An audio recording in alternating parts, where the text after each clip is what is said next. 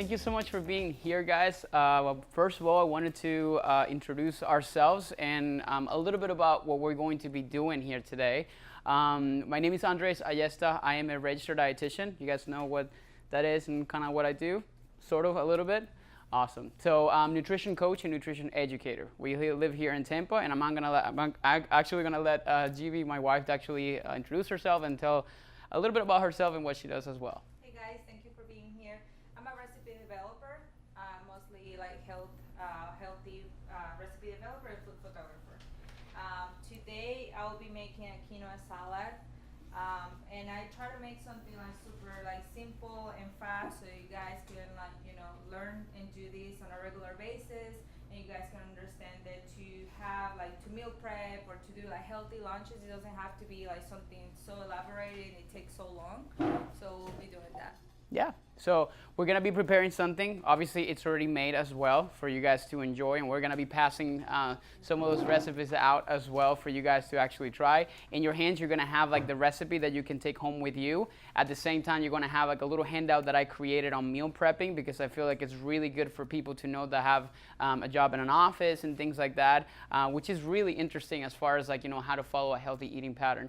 And I'm going to educate, but the first thing I would like to do before I even start is actually ask you questions, because I don't like to talk about things that you don't want to hear about. So I like to hear from you, what are your main nutrition struggles? What are some of like the questions that you may have? And literally we're gonna write them on the board, because yes, we have some things prepared, but at the same time, like, what's the point if I cannot educate you on things that really can be valuable to all of you, right? So who wants to be like the first volunteer to actually ask a question on nutrition, and specifically something that you may be struggling with, some things that you may be wondering about as far as nutrition that I can help you out with, or that GB can help you out with?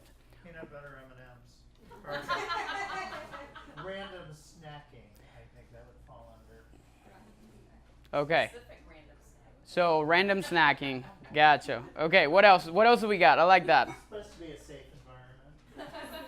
What else do we got? Other questions in nutrition? Like easy and quick lunches to bring Okay.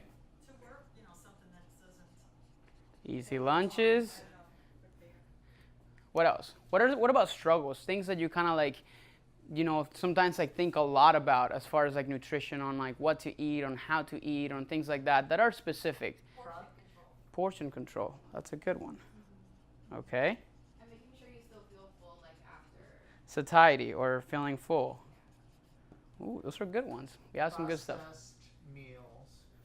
Mm-hmm. Like, lean cuisine. I mean, just to choose. Okay. So we have processed meals. That's good. Anything else? I think we have a pretty good topics in here to actually talk about. So what we're going to do, I'm actually going to let GB kind of explain this first, and then we're going to dive into the benefits of some of the ingredients that are here, and then we're going to dive into all these different things like that, because I'm going to give you like a different perspective on nutrition, because this thing is called healthy eating, but really, what is healthy eating? Is it really like eating salads all the time, or is it more than that? Can you have M&Ms as a snack? I'm gonna tell you right now, yes, you can. Can you actually see results? Can you actually see changes and achieve nutrition goals eating M&Ms? Maybe not all day long, but you can actually include all kinds of foods, and then you can make them fit. I'm gonna teach you how to do that today. Okay? Does that sound good to you guys? Awesome. So I'm gonna hand it over to GB so she can explain some things. We're making, and you guys will be eating the quinoa salad that we already prepared ahead, but I wanted to teach you guys how to do it. So I chose this because this is something you can make on a Sunday, even if you do meal prep, and then you can have it like separated, so you don't have to eat the same thing every single day. But what you can do is, like, for example, if you're not a vegetarian, you can cook some chicken and then have quinoa and chicken instead of the beans, and make it like a salad. And that way you have two different meals without having to cook every single day. Because many people just get tired of like cooking every single day, or spending like hours in the kitchen. Like, you don't have to do that. Like, quinoa is super simple. So for the quinoa salad, we'll be using all the ingredients and measurements are there, but you can do it like to your own taste. Like, it's like, unless you're baking, you can always change the portions to what you like the most. So for quinoa, it's already cooked. The recipe says cook. My tip in cooking quinoa, if you have never done it, or if you do like done it, you don't like it, is usually the recipe calls for 1 cup of quinoa, 2 cups of water. I do 1 cup of quinoa, 1.5 cups of water. Because quinoa, if you do actually the two, is very sticky and like smushy. It doesn't really taste good. And like everything, like I don't know, like I have so many friends, they just cook like the beans. They just take it out of the can and they eat it. And then they think like, well, it's not like tasty, let's eat at a restaurant. Well, my tips are always just add onions, add garlic, add seasoning, because that will make the food taste good. And that's what they do at the restaurants. That's why we like their food so much. But you don't need to do that. You can do it yourself. Let's say you like it for chopping. You can just, use the powder, use garlic powder. Just make sure the ingredients, it just have garlic or onions. It doesn't have any added additives. So let's just start with the quinoa. And while she's actually adding some of the things, I feel like it's important to talk about some of the benefits. So for those of you guys, how many of you guys are here are plant-based? Strictly. Okay, so it's only Vanessa then. Okay. But one of the things, it's a vegetarian, yeah. So one of the things about quinoa, it's actually one of like the only plant-based sources, one of the only plant-based sources of protein. And have you guys ever heard of protein? It's one of like the main building blocks of the body, and it's one of like the one plant-based sources of protein that has it's a complete protein. So when you think about, for example, chicken has 20 total amino acids, out of which 9 are essential. Essential is that your body needs it from food. It cannot produce it naturally. So some plant-based sources, they don't have all of them complete, so you have to sometimes get different sources from different places like beans and sometimes rice and sometimes other sources to get all the combination of those 9 essential amino acids. Quinoa, on the other hand, has all of them. So quinoa has a ton of benefits from that perspective. 1 cup has almost like 8 grams of protein, which is a pretty good amount for just 1 cup, comparatively speaking, to other kinds of sources. Okay, so that's one of like the big key areas or highlights of as far as quinoa is concerned. Okay. Then we have the beans. Like I said, I make them with garlic and onions, just to add more flavor. You don't want just beans out of the can. Beans.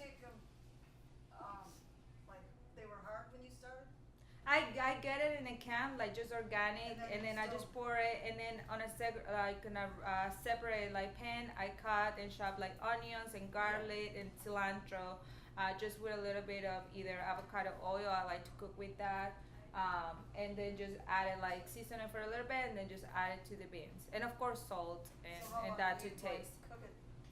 Hmm? How long do you cook it for? Uh, Just get the flavor in. The beans? It's just until you get the flavor or the texture I like. Because usually from the can they're like very liquid. So what I do is just if I want them more creamy or if I know I'm going to like be like refrying them. So it depends on the texture you want in the beans.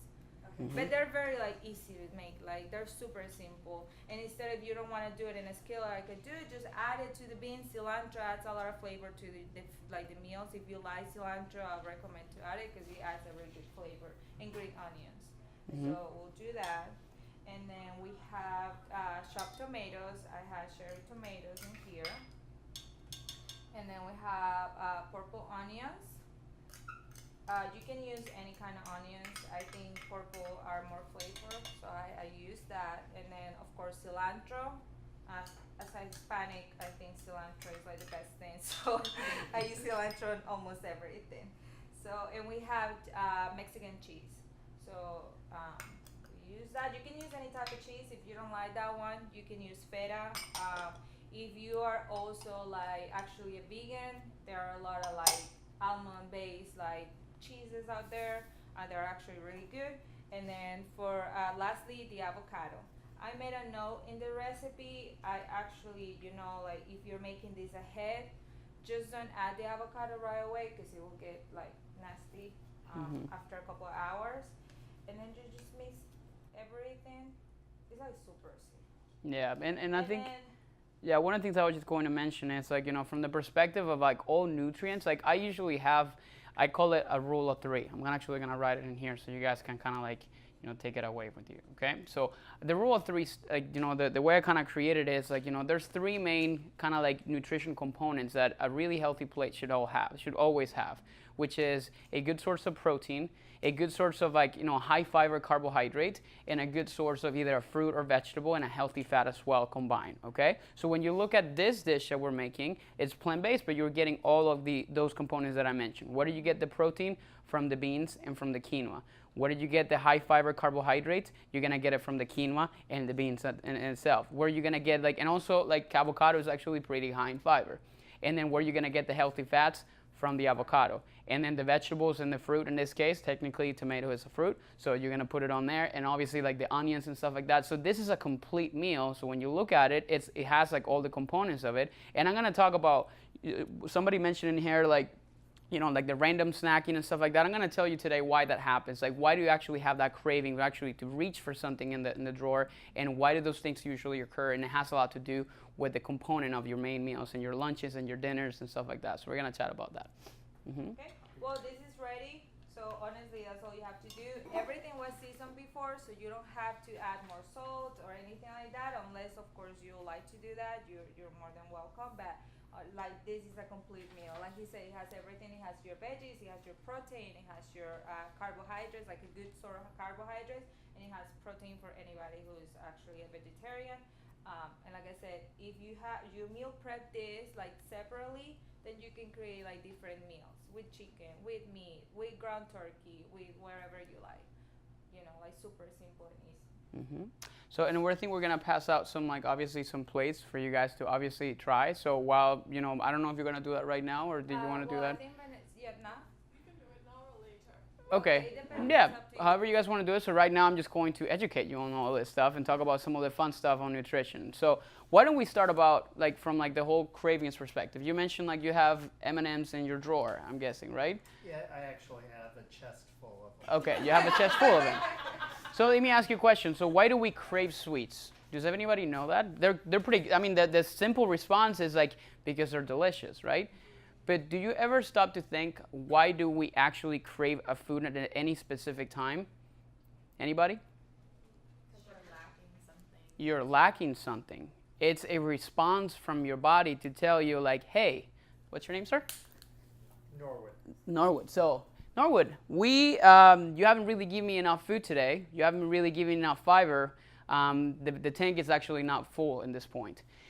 Your brain actually sends a signal to your stomach, and then you have the rumbling stomach and stuff like that. But guess what happens? There is an association of that craving to an experience, to a habit, to something that happened in the past. And this is the way that I'm going to explain it. When is the last time that you had a bowl of broccoli and you had a joyful and amazing and super fun experience? I was going to say, if there's cheese, I'm interested. Norwood, when is the last time that you had a joyful experience eating M&Ms? 5 minutes ago? Yeah. This is actually rooted in your childhood.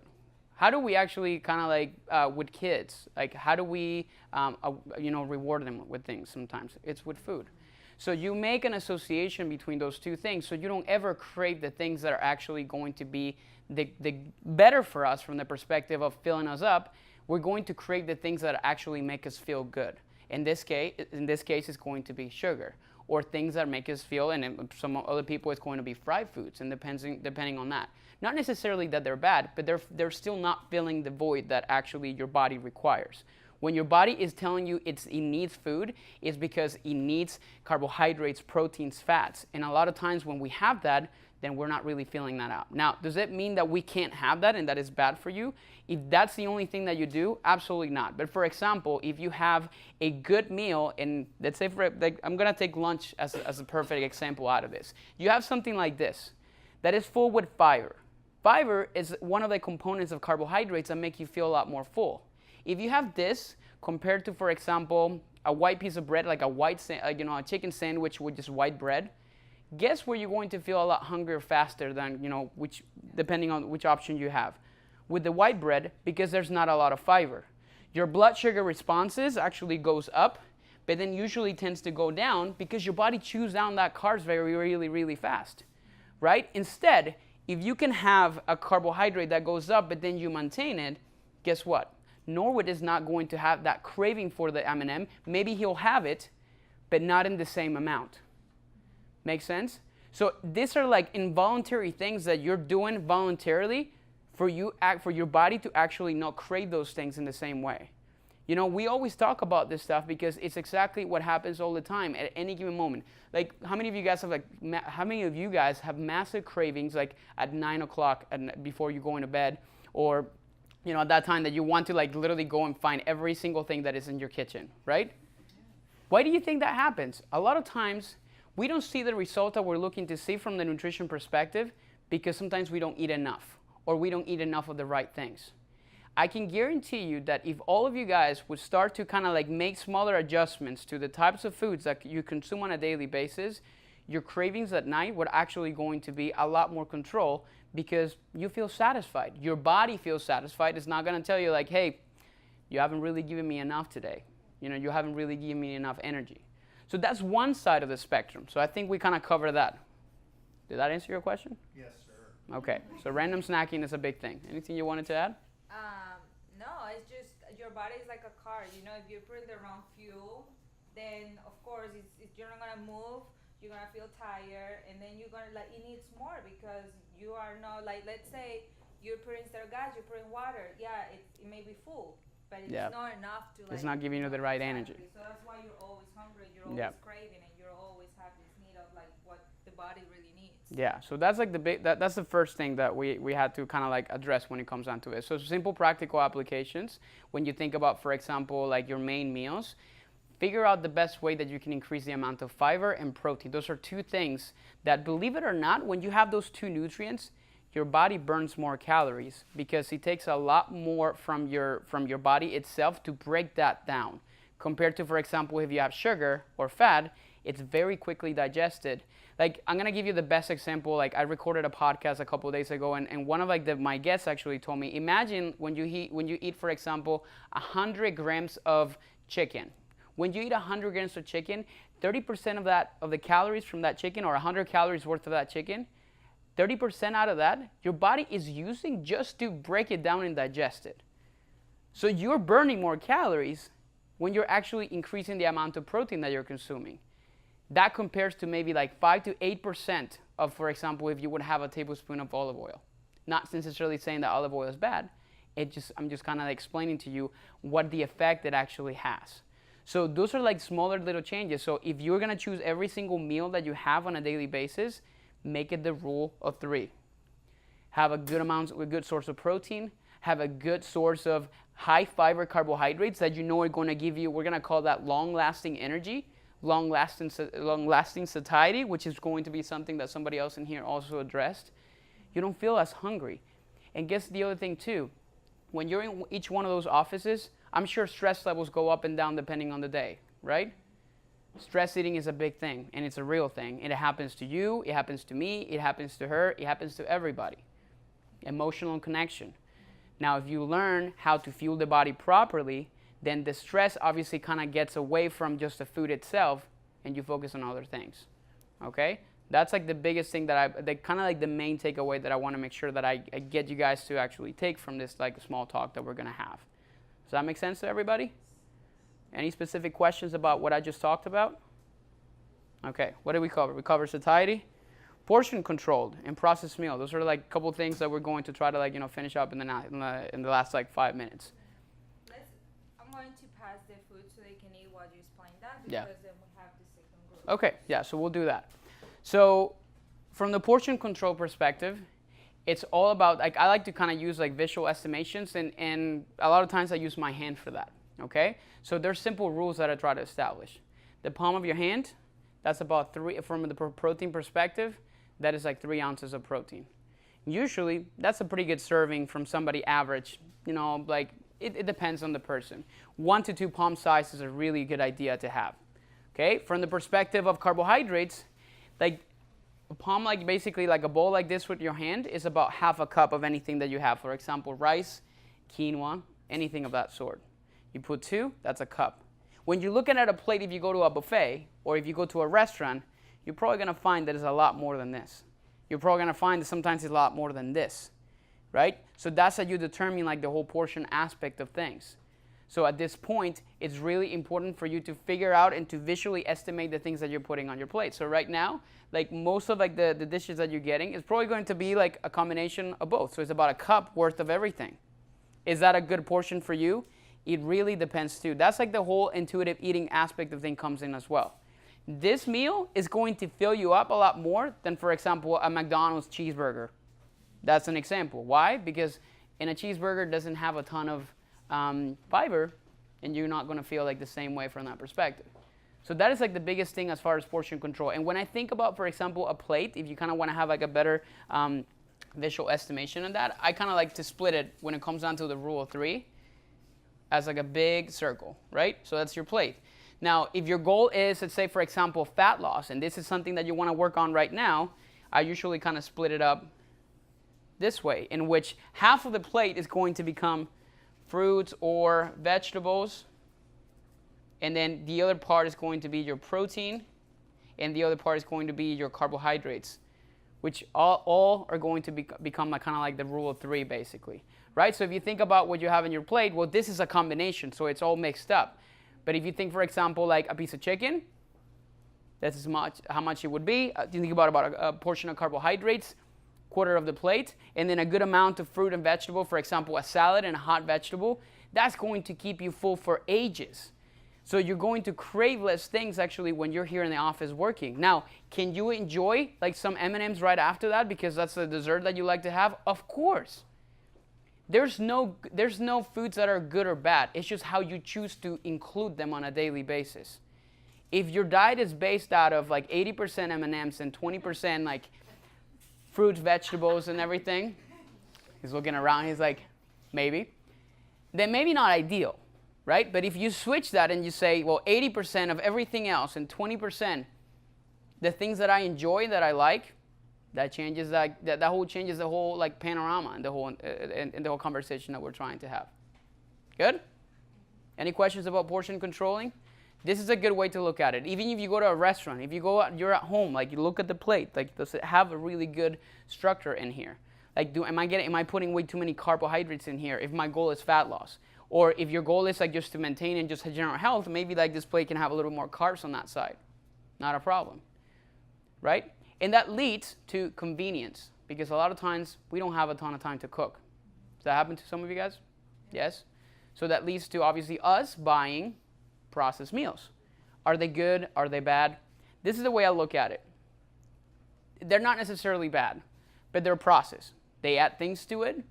A lot of times we don't know exactly what it is. The thing with a lot of processed meals is sometimes like the way they process them, it's not the most ideal because they produce certain things like, for example, some processed meals have trans fats, very small amounts, and trans fats is something that we try to avoid. So are they convenient? Yes. Could you have them? Yes. Should they be the staple, the main staple of your diet? I would say no. You know? I feel like Normwood here. It's like... So what can we do instead of like processed meals? You know? Like, yes, it's very easy to buy them, but then at the same time, it's all about habit changes and then kind of putting some time towards doing smaller things. Like making that quinoa, if you have a rice cooker, like it requires you to literally pour one thing, some salt, some pepper, and then like some water, and then hitting a button. We've done that before. We make it, you know, we put it at 10 o'clock at night, and we just leave it in there. Bye. The next morning, guess what? I already have my carbohydrate choice. Yeah. My sweet potato, I do it in the microwave, 5 minutes. I just wrap it either in paper towels, like wet paper towels, or they actually sell a bag. Then you put it in the microwave, 5 minutes later, you have a sweet potato, like, done completely. Like, there's, like, easy and fast way to have. A lot of times we prefer to go for what's convenient without thinking that there are healthy ways to be convenient. You just need to really think through those things. Mm-hmm. You know, like, for example, you know, when you're thinking about snacking, like, if you like, for example, Snicker bars, there's, like, a bar called Quest, and then there's one called Quest Hero. It tastes just like a Snickers bar. It has protein, some good amount of fats, and very little amounts of carbohydrates. It has like a sugar called allulose, but your body doesn't process it.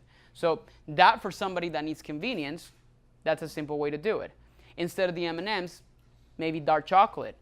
Like, and not like the 100% dark chocolate. I'm talking about maybe like the one that has a little bit of sugar, but it's a lot more, maybe like a little bit lower in calories or a bit lower in sugar at that point. Because the reason why a lot of times, like if you have like a lot of like, sweet treats, like for example, I know you guys have the Girl Scout cookies like right next door, right? So I'm guessing that's another staple in this office. So No, they're not very giving. okay. Unless you kind of give them, yeah, exactly. So, but let's say like, cookies and things like that, because a lot of times there's parties at the office and things like, I mean, that happens all the time. Now, if you come to like a social function from like, the office, and then there's a bunch of like, cookies and stuff like that, and you didn't even have breakfast or lunch, guess what happens? That's like the brain, like that's the emotional connection. You're like, and you grab things without really thinking about.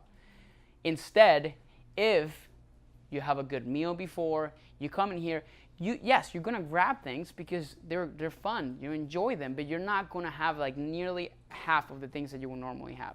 And lastly, the same applies when you go grocery shopping. I mean, think about when you go grocery shopping when you're hungry.